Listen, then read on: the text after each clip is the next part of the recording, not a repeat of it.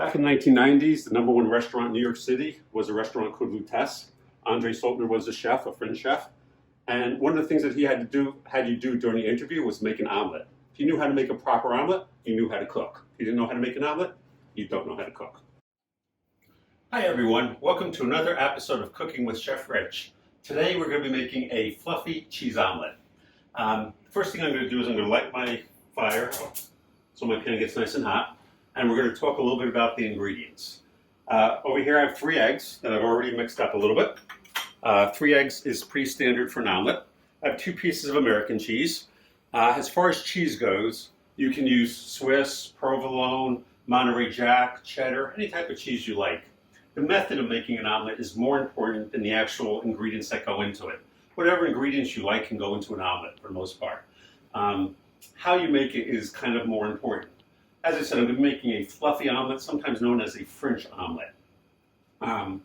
This will be a nice fluffy omelet by the time I'm done, and I'm going to teach you how to make it fluffy as opposed to flat. If you go into a diner and you order an omelet, it's basically very, very flat. If you go to IHOP, Denny's, it's a flat omelet and it's lifeless. This will have life to it. So let's jump right in. I'm going to use some ham spray as opposed to oil or butter. A teaspoon of oil or butter has between 35 and 40 calories. This has about half the calories, so it's a little bit more healthier. Just spray my pan. So this is a heat-resistant spatula. You can tell by the red handle. What that means is if you use a regular spatula and you put it up against the hot pan, sometimes the white part of the spatula actually melts. So this is heat-resistant, meaning it will not melt.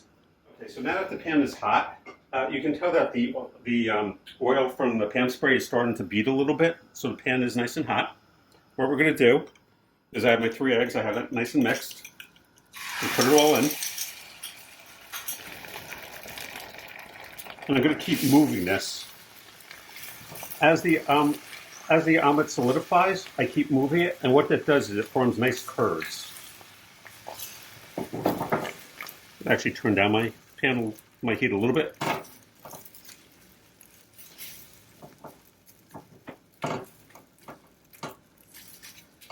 You notice I keep moving it.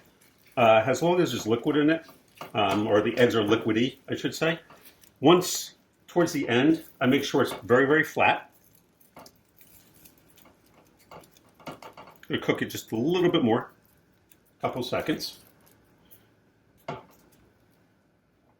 Now we're going to flip the omelet. You'll notice that the omelet is moving, okay? If the omelet doesn't move, you cannot flip it. So you bring the omelet to the edge of the pan and flip. Now you notice that it's sticking again. That's because the uncooked egg hasn't actually solidified. We'll do that one more time. Bring it to the edge.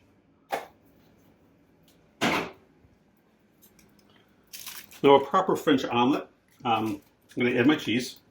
A proper French omelet actually has no brown in it. As a caterer, I've worked omelet stations literally hundreds of times. I know that most Americans actually like a little bit of brown in their omelet, so I do pretend to brown it. With a good French omelet, it actually has no brown. Anyway, so at this point, the omelet moves nicely. It should be done cooking. I'm going to bring the rounded part to the edge of the pan. I'm going to bring my plate over here and flip it. Put some garnish on there, make it look pretty. Thus, you have a nice fluffy omelet. Should be delicious. Thank you for watching this video. If you've enjoyed it, please subscribe and like. Have a great day and be well.